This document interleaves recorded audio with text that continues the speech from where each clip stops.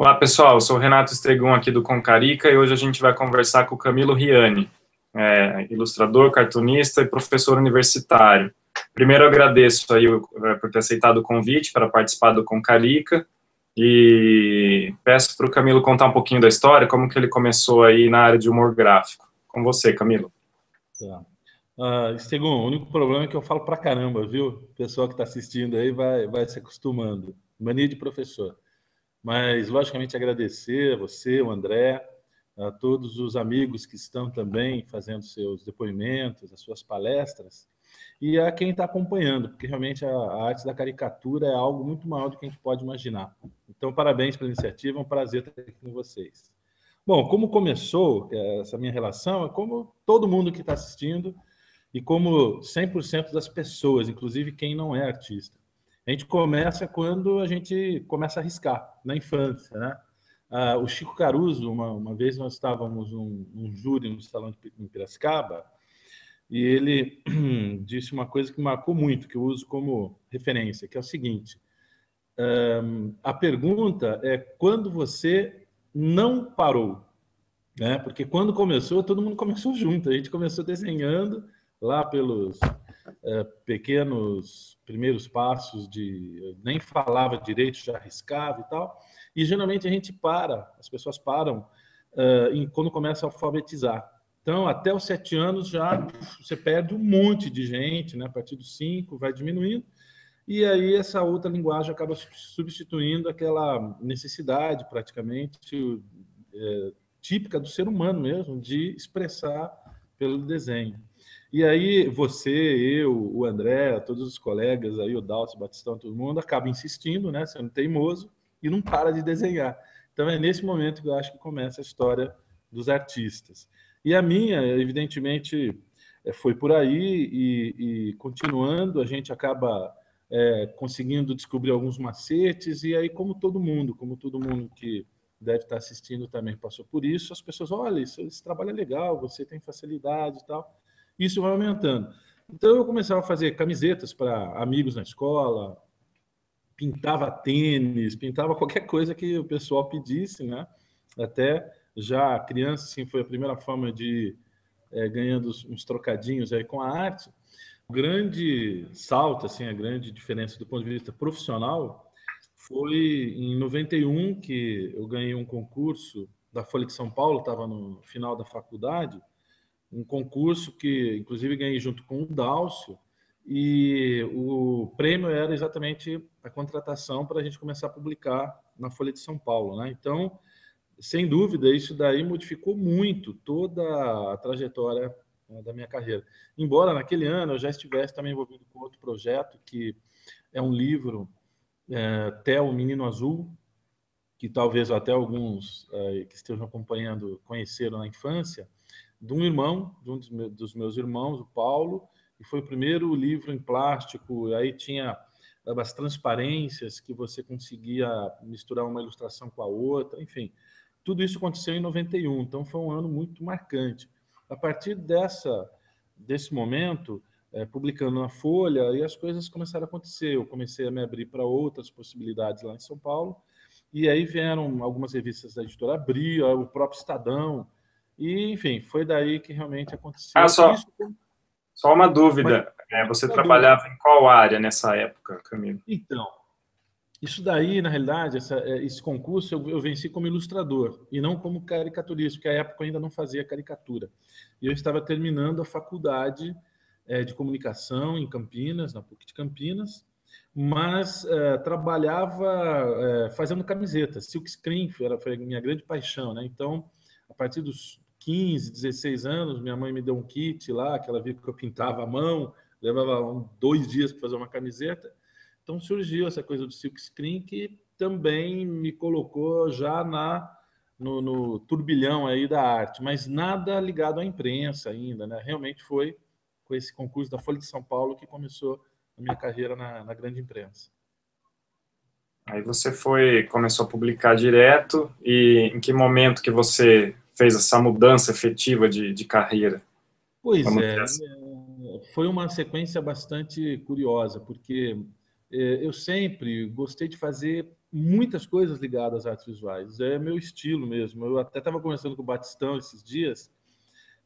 O meu próprio trabalho, minha própria produção em caricatura é completamente assim, tem vários estilos diferentes, várias técnicas diferentes, e eu não consigo me fixar muito em uma, né? Isso, por um lado, é muito bom, porque possibilita transitar por outras linguagens, né? Abre as possibilidades de publicação e tudo mais, mas é um grande nó também, porque, embora eu sempre esteja experimentando novas linguagens, eu percebo que o público, pelo comentário, pelo retorno que a gente vê, eles identificam, mesmo quando não tem a assinatura e tal, que é um trabalho meu. Deve ser pela esquisitice, provavelmente, do trabalho que eles identificam que é a minha obra. Mas, assim, a caricatura, ela entrou na minha vida profissionalmente. Eu já estava como editor de arte, um jornal no Diário do Povo, em Campinas, que fui convidado para desenvolver o novo projeto gráfico, na época que ele se tornou colorido, ó, coisa, né? Hoje todo mundo vê o jornal colorido, não imagina que ele era preto e branco. Mas foi muito interessante, porque lá eu fui, então, participar da organização da equipe da editoria de arte. E aí tive o contato pessoal com o Dalcio, que até então a gente se conhecia por telefone só. Não tinha internet naquela época, viu? Não tinha Facebook, nada disso. É Mas, verdade, foi uma fase. Eu até na minha palestra eu vou contar um pouco sobre isso, porque a internet me ajudou muito a começar a fazer esses contatos, né? E você está comentando isso, realmente, era uma época bem diferente. Hoje, até o Concarica que a gente está fazendo aqui é uma coisa que a gente está fazendo online graças à internet. Então, é uma coisa bem legal, assim, para o pessoal ter acesso, né, às informações. não, e é muito diferente, até assim, essa questão que eu acho que a gente deve falar aqui também, de como começar a carreira.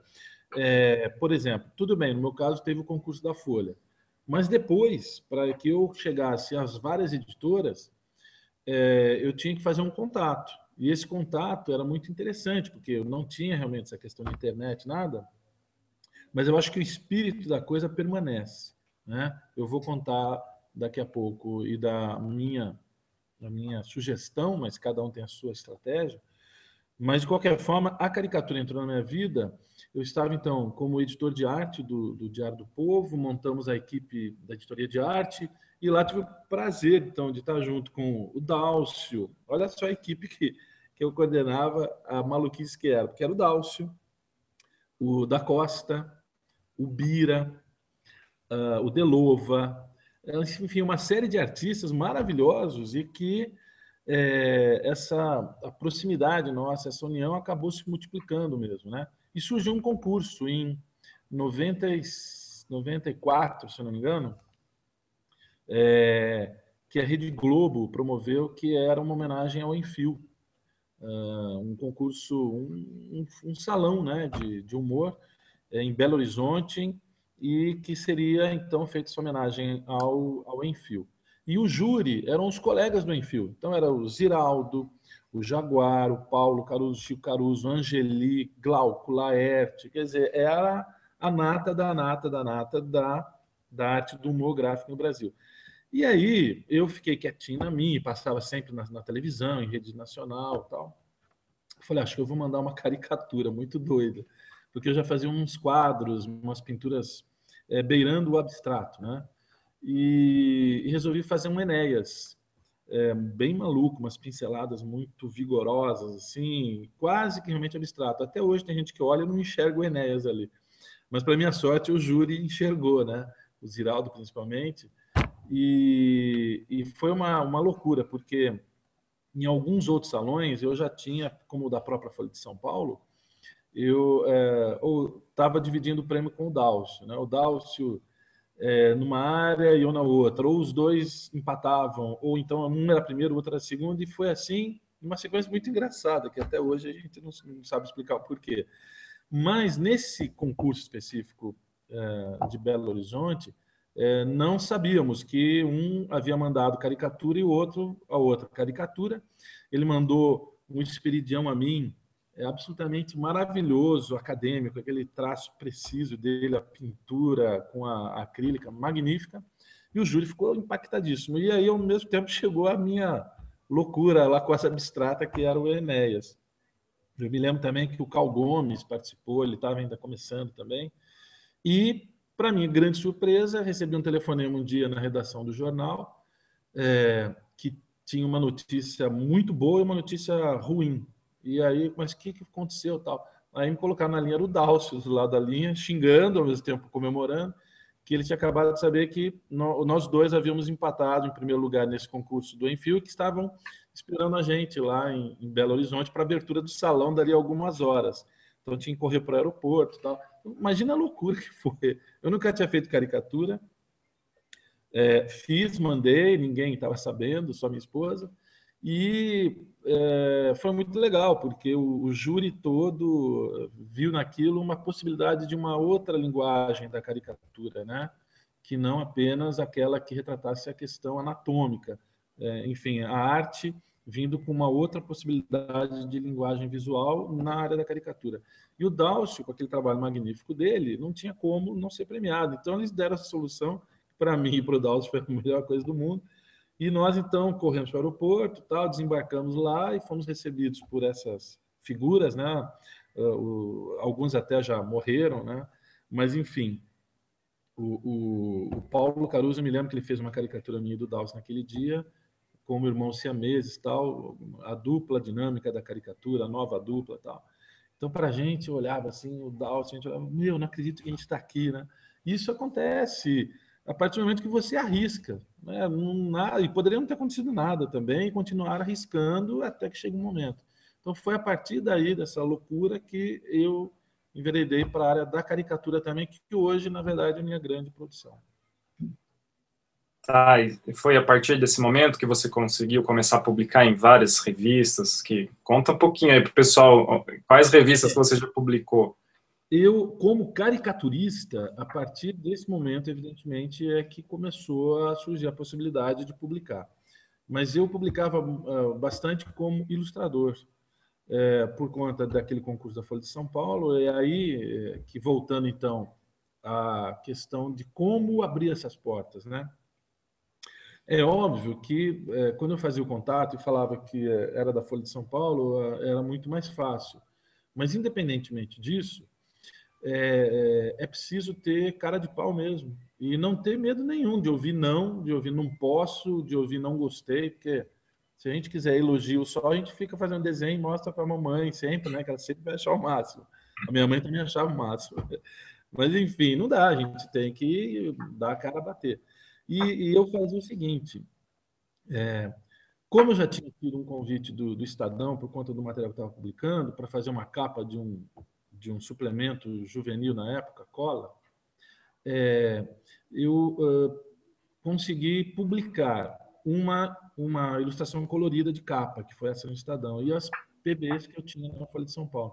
Então, eu montei o meu portfólio, mas não com essas publicadas. Eu, logicamente, coloquei também, para dar um peso, um crédito, mas eu produzi as imagens que eu acreditava que seriam viáveis desse ponto de vista, e eu ia na banca, olha só, aí que está a vontade, que eu acho que é o principal mesmo, né? Você ter humildade, você saber que você sempre vai ter que aprender, mas ter muita vontade. E aí eu ia nas bancas e eu passava, sei lá, algumas horas numa banca de revista, com um bloquinho do lado, e eu abria a revista e ia olhar nos créditos, sabe? O expediente ali, que tem o nome do editor, blá, blá, blá. Então, ali eu pegava o nome do editor de arte atual, que tinha acabado de sair a revista, o telefone da redação e anotava. E eu também fazia uma pesquisa via qual era a linha de ilustração que tinha naquela revista. E pegava com todas as revistas, infantis, femininas, segmentadas, para identificando e fazendo a minha listinha. Aí eu ia para cá, lógico que comprava uma revista depois, no final, né? Para não apanhar do cara da banca, que ficava horas lá olhando, anotando, não levava nada. Não, eu levava uma revista, a mais baratinha, e aí chegava em casa com a listinha e começava a telefonar, né? Alô, aqui é o fulano, eu faço ilustração para a Folha, eu queria muito mostrar meu portfólio e tal. E naquela época não tinha outro jeito senão pessoalmente. Não tinha, né? Você não tinha, manda um e-mail para mim, o cara. Hoje em dia o cara deve falar, manda um e-mail. Aí que eu acho que é uma questão. Ele vai receber 5 milhões de e-mails por hora, né? De grandes. Então, o seu vai ficar um pouco perdido ali no meio. Eu acho importante tentar essa coisa, o caminho da cara de pau ainda. E que pode acontecer, a pessoa fala, olha, não, ele não pode atender, ou tal. Mas se você conseguir um contato, você já está num outro, entendeu? Você passa a existir para o cara de alguma maneira, mesmo que ele nunca mais se lembre. Mas você, ao preparar a sua mensagem, ela diz, conforme falamos no telefone e tal. Então, quer dizer, é se expor e mostrar. E eu ainda acho que é bacana investir em levar alguma coisa pessoalmente. Mas não sei, isso é uma questão pessoal. Cada um tem seu jeito. Eu só aproveitando o gancho, na verdade você falou, eu acho, a gente até comentou agora há pouco da importância que tem a internet hoje em você conseguir mostrar o seu trabalho, mas eu concordo com você também que eu acho fundamental ter esse contato pessoal, porque é o que você falou, os caras vão receber muita coisa por e-mail, assim, o seu vai ser mais um ali no meio, se você conseguir fazer esse contato e mostrar um trabalho pessoalmente, eu acho que é bem importante. Essa outra coisa que você comentou de fazer essa pesquisa para ver o trabalho, se o seu trabalho encaixa ou seguir uma linha, né, da revista que você quer tentar publicar também é fundamental, porque senão fica mais difícil você conseguir encaixar o seu trabalho ali se foge daquela linha editorial. Mas eu comentei isso porque quando eu montei o Fabricarica, tinha lá o concurso, e era uma época que não tinha ainda muita facilidade da pessoa montar um site ou ter alguma coisa, então eu deixava o concurso no ar ali um tempão, era de caricatura, né, e muitos trabalhos, eu recebia bastante e-mail do pessoal querendo contato de algum caricaturista. Isso eu achava legal porque era mais um lugar ali que estava podendo expor o trabalho e ter o acesso fácil, né, como o cara consegue acessar da internet de qualquer lugar. Uma pergunta que eu queria te fazer porque hoje as publicações estão reduzindo cada vez mais esse espaço de publicação. Se a gente for ver de um tempo recente para cá, a gente vê um pessoal que a gente conversou, o Batistão mesmo falou, pô, meu, tá sumindo, assim, não tenho mais muito espaço para publicação, né? Eu não sei como que você está vendo isso hoje em dia, Camilo. Olha, eu, inclusive, conversei isso com o Batistão recentemente, e eu, pelo menos, por coincidência, ou por não ter, como é que fala? Quando tem formiga na cadeira, né? Eu não consigo me fixar muito em uma área só da arte visual. E o Batistão, ele se especializou nessa questão da caricatura, naquele estilo que é maravilhoso e que realmente é genial, é genial. Mas aí sim, tudo tem a sua vantagem e sua desvantagem. E na avaliação dele, eu me lembro que ele comentou, é que evidentemente isso você tem uma determinada vertente em que se encaixa esse seu tipo de trabalho, né? Se esse espaço, por algum motivo, desaparece ou diminui, para você recolocá-lo num outro, vai ser, evidentemente, muito mais desafiador. Mas o Batistão, evidentemente, pela trajetória dele, pela qualidade do trabalho, rapidamente consegue também se articular. Mas é uma grande dificuldade, porque está diminuindo. Uma outra coisa que eu queria até comentar, Estegon, eu presidindo o salão, que eu presido o Salão Universitário de Humor de Piracicaba, da Unimep, é um salão anual, que você, inclusive, o Stegum é membro do júri, né, de seleção, Paulo Branco, Páfaro, de muitas pessoas da área de caricatura, depois também tem o Batistão, o Dálcio da Costa, enfim, uma turma maravilhosa. No salão, a gente percebe a quantidade impressionante, realmente é impressionante, de talentos, com estilos diferentes, com técnicas diferentes, que você nunca ouviu falar. O cara é muito bom e surgem, assim, uma cascata de talentos o tempo inteiro surgindo, fora aqueles que a gente nem sabe.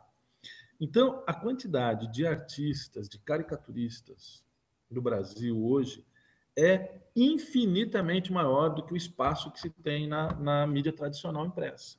Isso é bom que fique claro, porque senão a pessoa fica imaginando só a carreira nas grandes publicações e aí você pode, na verdade, encontrar uma dificuldade, um afunilamento muito grande.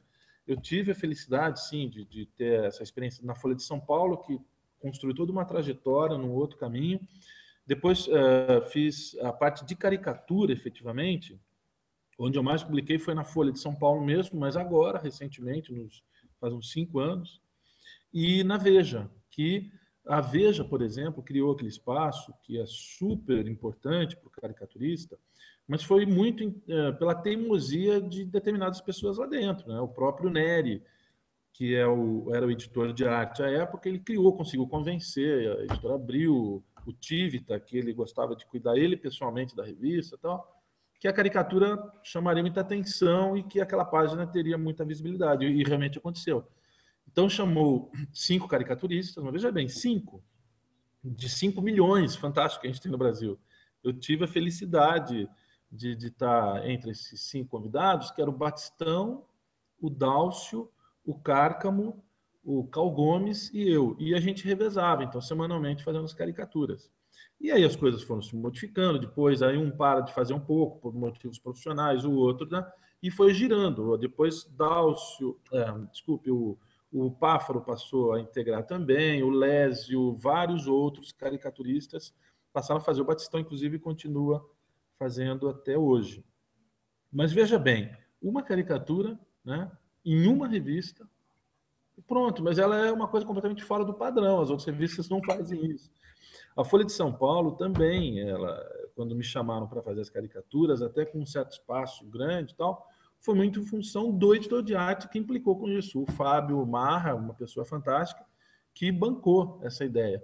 Mas também é a mesma coisa, quer dizer, quantos caricaturistas passariam por ali, considerando a quantidade de talentos que você tem? Então, eu diria o seguinte, por essa minha característica de multiplicidade, e isso eu não consigo me fixar em uma coisa apenas, né? Acabou abrindo outras possibilidades. Se uma coisa está mais fechada naquele momento, o trabalho migra para outro.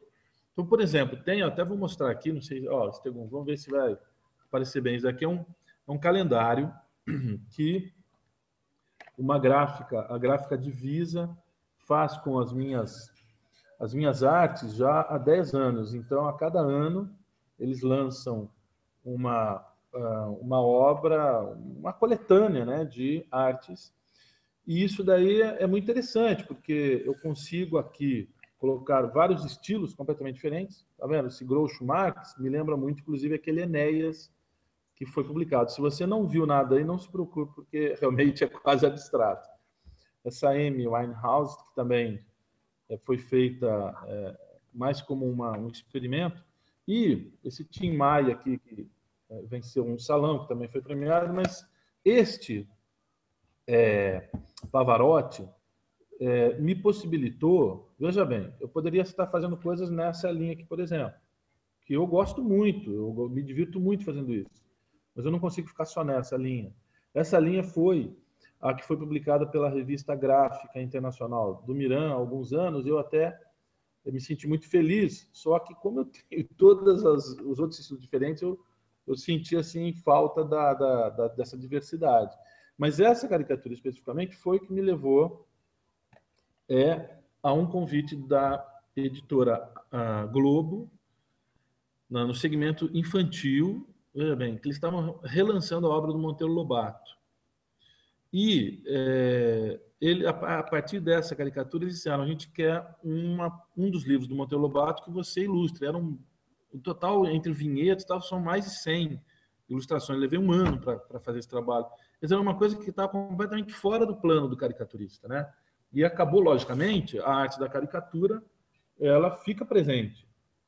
Ela volta a ser presente na representação do personagem, né? O Don Quixote. Aí eu criei uma lógica toda para a Emília, que é mais... Quer dizer, a Emília já é uma caricatura, mas tratei um pouco com essa questão da estética da caricatura, mas ela migrando para a ilustração infantil. Foi muito difícil, porque os editores estavam meio assustados. A família do Monteiro Lobato não aceitou de início. E a editora Globo ficou numa situação difícil, tal. Eu falei: não, mas quero criar um diálogo. Isso é importante também. Quer dizer, primeiro é você não achar que você é o papa de nada. Você é sempre um aprendiz. Ter confiança em você, ter confiança no seu trabalho, mas você sempre está aprendendo. A humildade é super importante. E você ter essa flexibilidade de entender as linguagens diferentes e, se possível, mergulhar para abrir frentes. Mas tem gente que não gosta de fazer isso. Então, estou dando a minha visão. E isso, para mim, é porque é uma coisa natural minha, não foi uma estratégia. Mas eu acho que, às vezes, de repente, você pode pensar nisso. Então, por exemplo, eu dou aula, hoje em dia, na universidade. Eu fiz um mestrado nessa área de caricatura. Estou agora encerrando o doutorado também na área da caricatura, que são outras atividades. Então, o momento como designer gráfico, que eu dou aula no curso de design na Unimap, e em outros momentos como editor de arte, em outros momentos como ilustrador infantil, outros momentos como caricaturista, outros como produtor de imagens para estamparia. Quer dizer, lógico, se eu soubesse fazer ou me dedicasse apenas a uma coisa, eu teria que ter espaço naquela área, né? Então, eu acho importante diversificar. Eu pessoalmente, acho que é um ponto que facilita muito no nossa realidade no mercado brasileiro. Eu tenho também essa característica que você falou, percebo muito isso. Eu faço um tempo um estilo, depois eu também quero mudar. É E é verdade. bom porque assim, você vai ficando mais versátil com o seu trabalho, né? E até acontece isso que você falou, consegue encaixar de repente em outros momentos ali. Só aproveitando um pouco, queria que você contasse um pouquinho da experiência que você tem na área editorial com relação às encomendas, por exemplo. A Veja encomenda uma caricatura para você, como que é esse processo com relação a prazo, aprovação do trabalho? É. Não, legal. Aliás, cara, essa tela atrás de você, hein, Stegum? Nossa, cara, coisa linda. Parabéns, viu? É uma outra. Veja bem, Exatamente. é um outro trabalho. É o trabalho de artes plásticas, né? Que você tem um trabalho magnífico de E caricatura. tem atrás de você aí também. Você Ah, é. põe um pouquinho para o lado, o pessoal vê. Fala aí dessa tela para gente. Essa tela aqui, ela é o meu galo de estimação, que agora é da Natália, da minha nora. Mas, enfim, eu tenho muito essa paixão pela produção também de telas. O Dalcio, eu sei que faz muito isso, o Cal também, o Páfaro, muitos artistas. O Rossi, que surgiu com uma força tremenda na caricatura e depois migrou para as artes plásticas praticamente 100%, né? Então, acho que esse diálogo, você abrir espaços, pô, é super importante, né?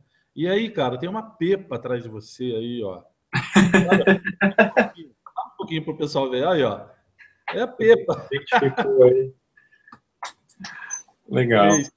Não, muito legal, cara. Eu acho que é o seguinte, respondendo a tua pergunta, que eu não lembro mais qual é, mas tudo É bem. da experiência com relação às encomendas editoriais, por exemplo, você falou um pouquinho aí do livro, mas na caricatura, a hora que o cara faz uma encomenda, obviamente, acho que ele já espera aquele estilo lá, mas você manda, sei lá, como que é o processo de aprovação, o prazo que os caras pedem.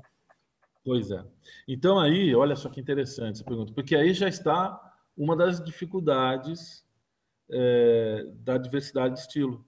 Porque normalmente o editor, quando ele vai encomendar uma coisa para você, é porque ele já está visualizando aquilo que você vai responder. Só aproveitando isso daí, isso é importantíssimo com relação ao portfólio, Sim.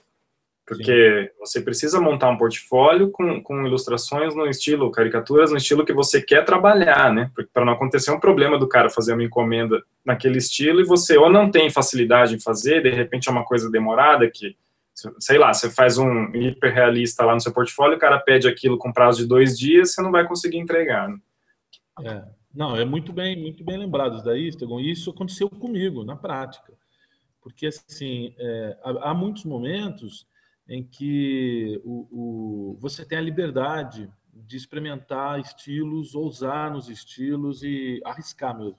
Então, eu acho que este espaço de arriscar é o espaço dos salões, né, das exposições, dos festivais, e que é por isso que eu, presidindo aqui o Salão Universitário em Piracicaba, estimulo muito aos novos talentos que façam realmente, ousem. Ali, você pode mandar aquela mais segura, vamos dizer, mas ali é o momento de experimentar.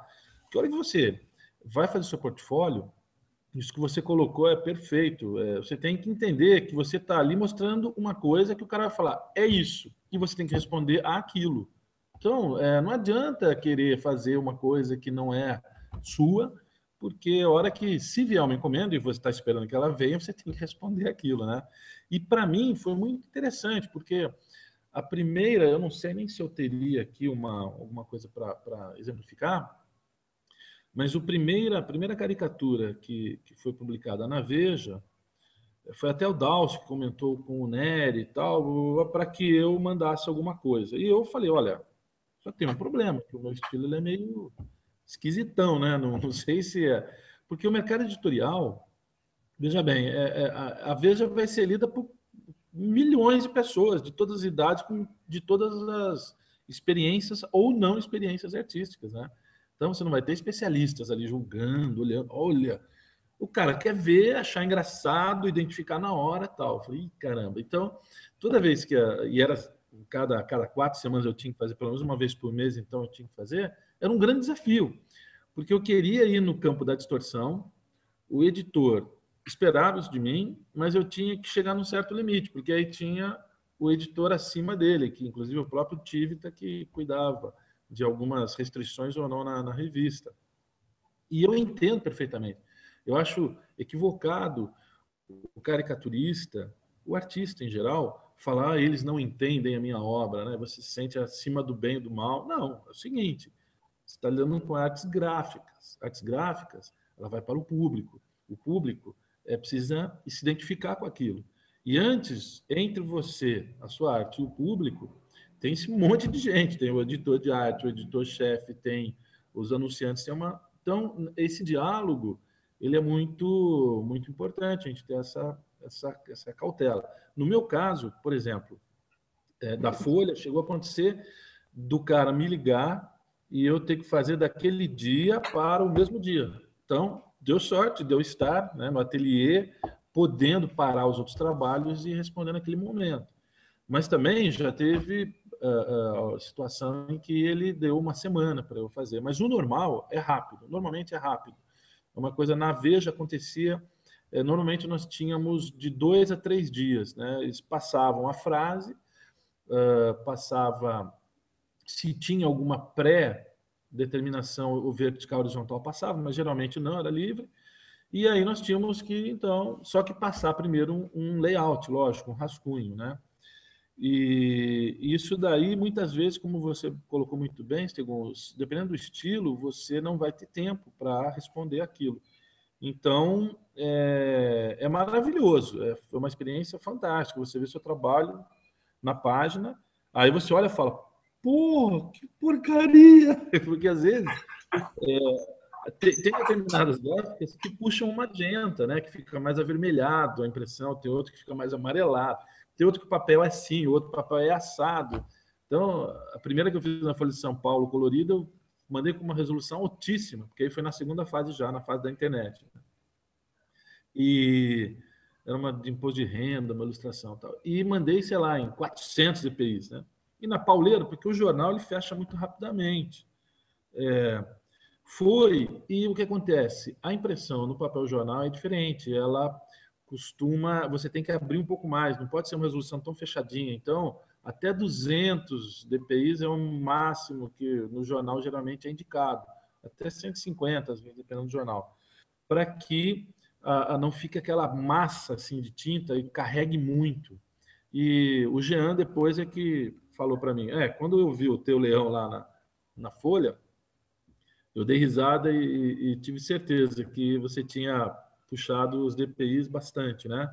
Que é para outro tipo de papel. Então, você vai ter frustrações também, né? Você vai falar, pô, não era isso. Mas, olha, não ter medo de errar, não ter medo de aprender, não ter medo de não dar certo, porque muitas coisas não vão dar certo. Né? Eu acho que é por aí, mais ou menos, Estevão. Legal. Queria só que você mostrasse aí para a gente, falasse um pouquinho do processo que fez nascer o livro lá, né, do seu mestrado, né, foi a partir do mestrado. O meu, eu estou olhando aqui do lado que eu estou tentando... Aliás, que ano que foi esse livro aí, Camilo? Faz tempo já, né? Faz, viu? Tá rindo do quê? É de 2002. E enquanto eu estou falando com vocês, eu vou folheando aqui. Enfim, daqui a pouco eu acho. Vou mostrar então o livro agora. Ele... o que foi o meu mestrado, né?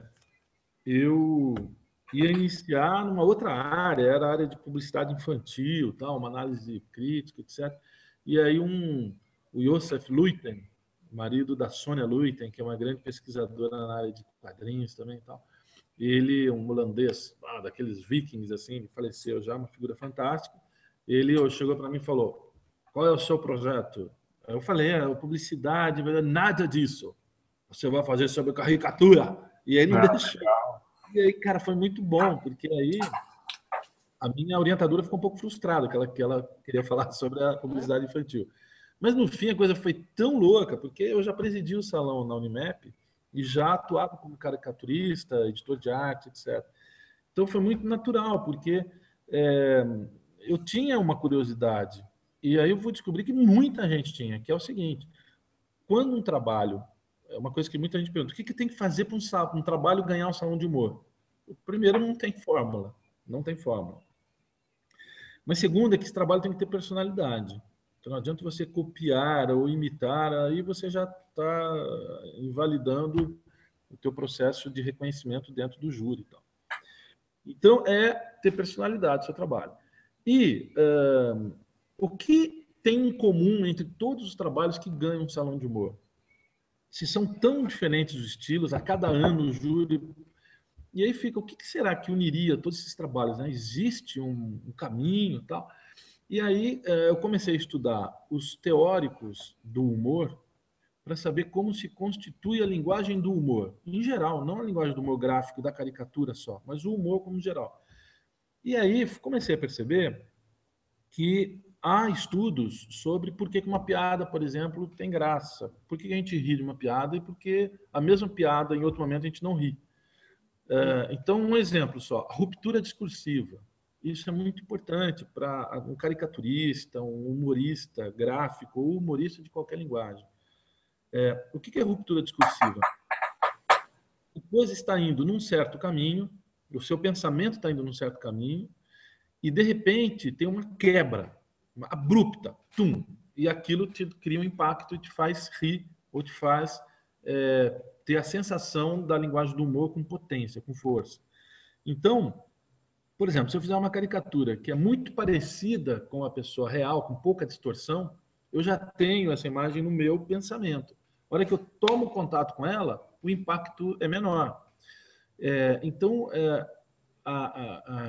o humor, de qualquer forma de humor, ele pede essa ruptura, o pensamento que vai num sentido e de repente ele quebra. Então, por exemplo, uma piada, se eu estou escutando e já deduzo qual vai ser o final, e aí o final é aquele mesmo, a gente não ri. Você já percebeu? É exatamente isso que acontece.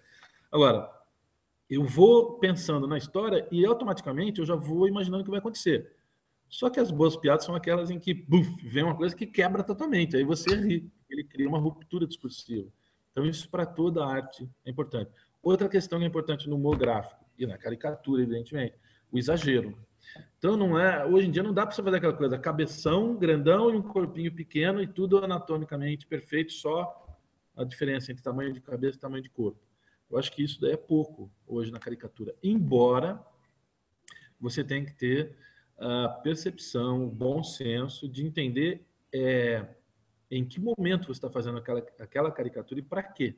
Então, por exemplo, você vai fazer um evento, caricaturas. Ali não é lugar para você fazer experimentação, entendeu? Né, baixar o Da Vinci, aí, o Picasso, então, né, Miró. Não, o cara tem que olhar, tem que entender aquilo lá, se ver naquilo, né? Principalmente as mulheres, que ficam um pouco assustadas assim quando a gente distorce muito. Então, evidentemente, você vai fazer a cabeça grande, com um pouco de distorção, um corpinho, uma coisa cômica. Perfeito. Né? Isso é para aquele momento. Vamos para um outro patamar, que é o problema de uma revista, como você está falando, uma revista no jornal. Eu já tenho que trazer um pouco mais a questão artística. Já não é tanto de agradar a pessoa. Né? Eu tenho que trazer para uma representação artística com mais distorção. Mas eu ainda tenho o meu diálogo com o público. Eu não posso também, não é o espaço de total experimentação, não. E na outro, os salões de humor, os festivais, aí você é o seu lugar de ampliar, de buscar, aí baixa Miró, né? Todo mundo, você tem baixo espírito de todo mundo, você pode fazer a loucura que for. Então, esse diálogo é muito, muito interessante, essa ruptura. E esse daqui é o livro Tá Rindo do Quê? que acabou sendo gerado a partir do estudo que eu fiz Olha que maravilhosa essa caricatura do Rossi aqui. Quem viu a época se lembra, né? Não sei, aqui o Maguila, o lutador Maguila. Então, resumidamente, qual é a ideia do livro? É o seguinte: o que os teóricos dizem para uma obra de humor ser boa e ter impacto?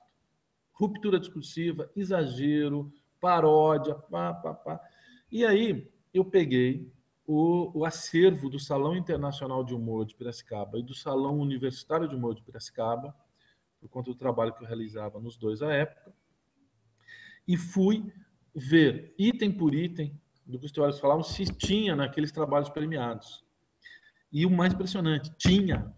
Cada trabalho você conseguia encontrar a descrição do teórico de 1800, não sei quanto, tal.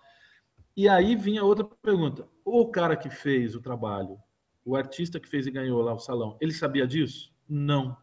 A gente descobriu que não. A maioria não fazia a menor ideia de que aqueles teóricos tinham dito aquilo. Mas havia uma sintonia. Então, aí é que vem a importância de você... Era a prática, né, da teoria, né? Era a teoria colocada na prática e funcionava, né? Mesmo inconsciente, vamos dizer assim. Então, porque esse inconsciente a gente pode chamar de processo intuitivo. Então, ele tem que estar existindo também. Mas quando o seu processo intuitivo ele é mais rico?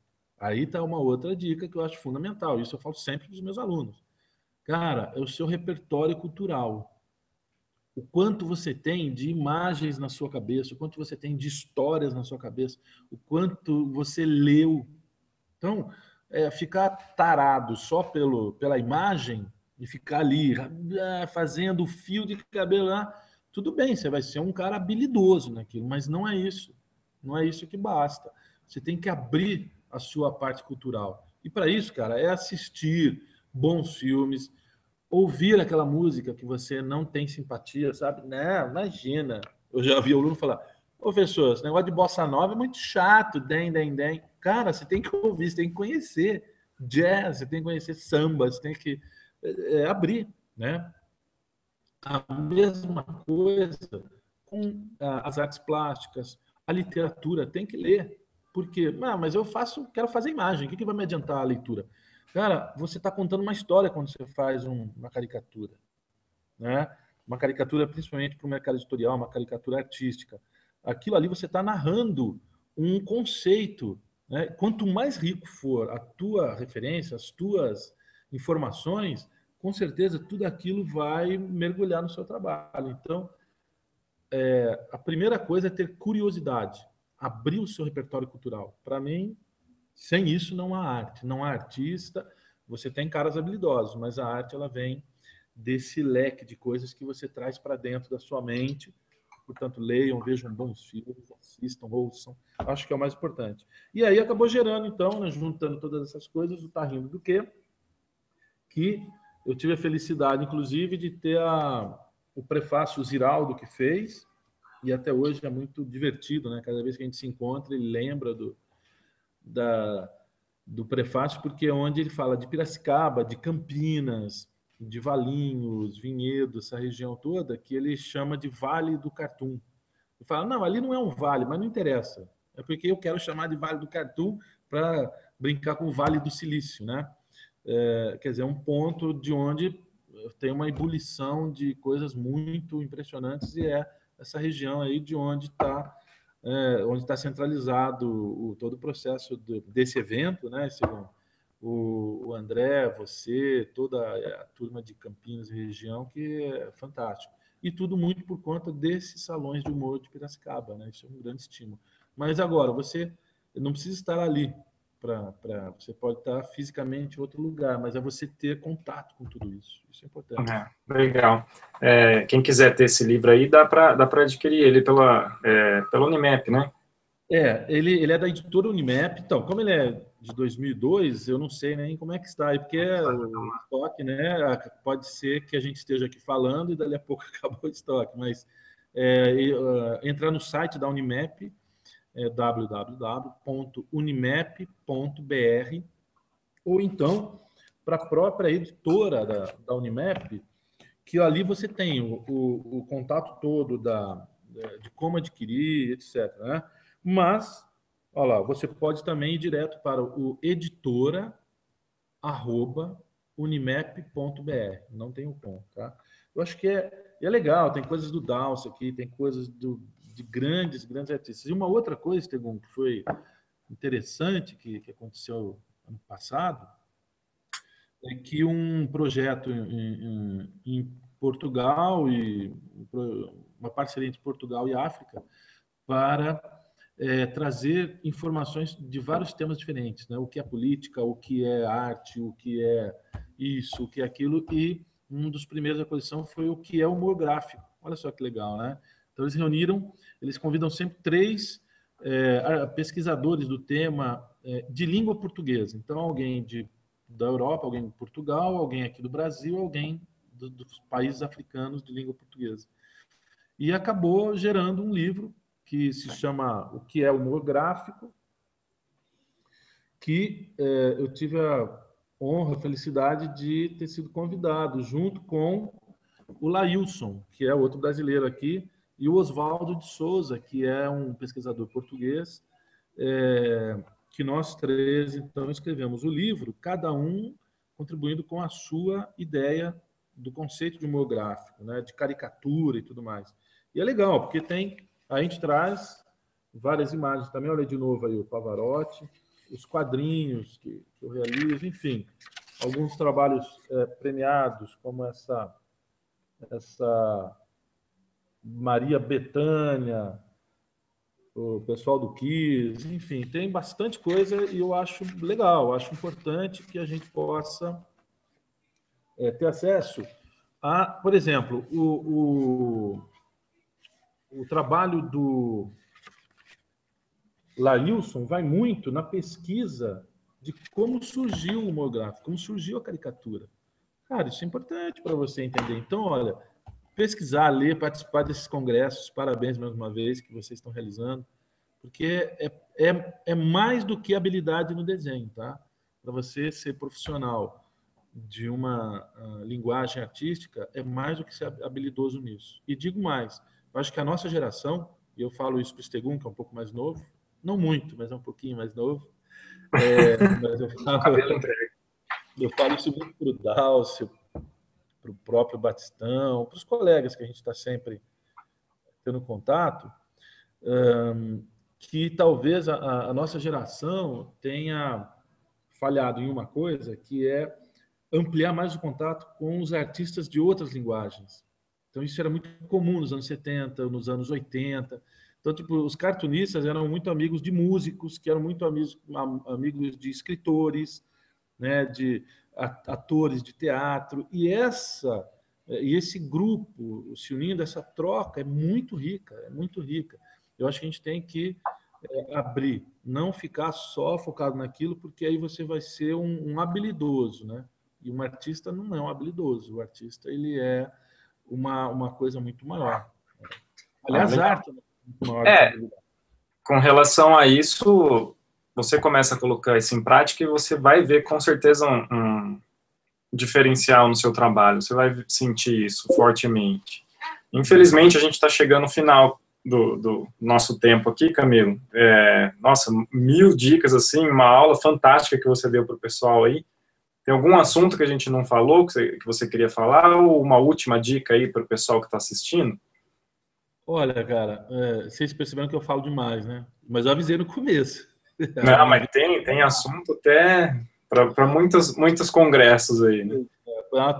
Tem. Porque aí, logicamente, tudo isso que a gente conversou, ela não está buscando aprofundar o detalhe técnico, porque você tem que também ter a técnica, né? A gente não pode deixar de lado.